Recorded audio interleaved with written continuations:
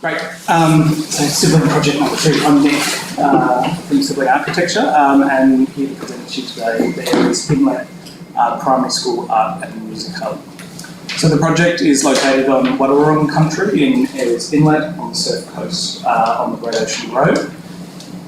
And the project is, in its kind of its context, it's nestled within a residential neighbourhood and really is the confluence of the bush and the ocean. And you can really sort of begin to see from this aerial image that I guess the makeup of Aireys Inlet is a town within the bush. And so that's very much the setting that we were located within for this project.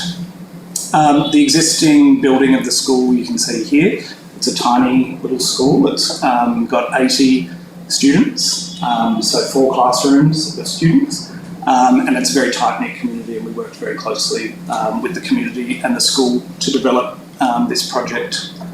So in terms of the facilities at the school, there's a sort of an admin wing at the front.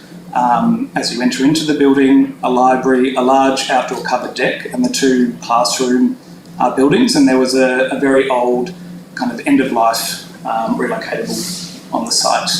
And there were no dedicated art and music facilities at the site, and it was very much part of the culture of the school community that art and music should be something that should be really celebrated and embedded within the school's architecture.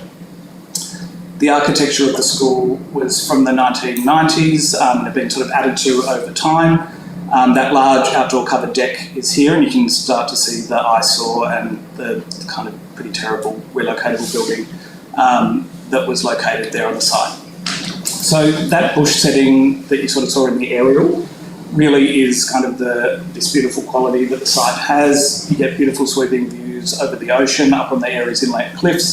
There's artwork scattered around, and there's also a nature reserve with an existing yarning circle within it, but that nature reserve houses protected yam, daisies and orchards.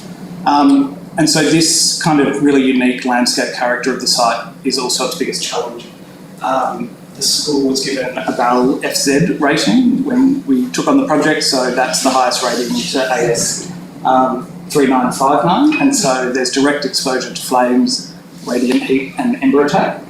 This project had the added complication of being within 10 metres of the risk, and so then that meant you could only use products tested to AS 1350, of which there was one option that we found, which was firefly and steel cladding. So that very much limited, I guess, what we could do within the architecture of the building.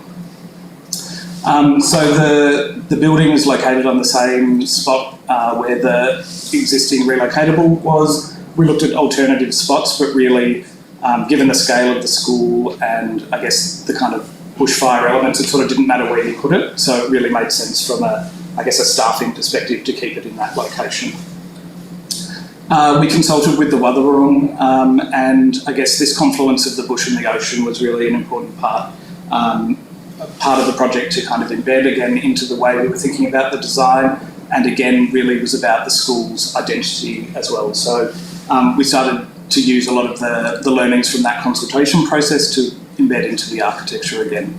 So we looked at the flora and fauna of the region to begin to create a palette of materiality that would begin to harmoniously sit within that landscape, and a similar approach was taken to the interiors, I guess, where a bit more of a playful palette comes into play, and with really sort of resilient materials that could take that, I guess, the use of an art room and a music room. So the building sits at the end of this circulation corridor that is the main circulation route within the school, and I guess announces the end of that shared learning deck. The building itself is made up of the art room with a learning circle, again another kind of reference back to the yarning circle, and the music room. There's an operable wall between the two so that they can become one larger space, and effectively the school kind of uses the outdoor covered area as their assembly space, but in cold or hot weather that could also occur within this building, which was another space that they didn't really have. And there's an outdoor learning landscape adjacent to the building as well. In terms of the elevations, again, that was really dictated by the fire threat that was adjacent to each elevation. So this top elevation had to be that firefly and steel condition. And then once we moved around to the other side of the building, we could start to use blockwork and non-combustible fibre cement as well.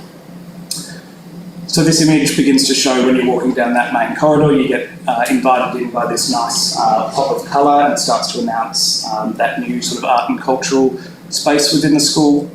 The red volume is sandwiched in between the textured blockwork and acts as a wayfinding tool into the building as well. The inset as well is about creating weather protection into the entries, but also begins to hide some of the bushfire shutters that we had to include in the project as well, and acts as a connection down to that learning landscape as well. As you move out into that learning landscape, you can start to see the large northern window, which looks out onto the protected reserve, and I guess it's a VSBA project as well. And so there were very limited amounts of sunlight that you could have into the building, so it necessitated the need for this large sun shading awning as well.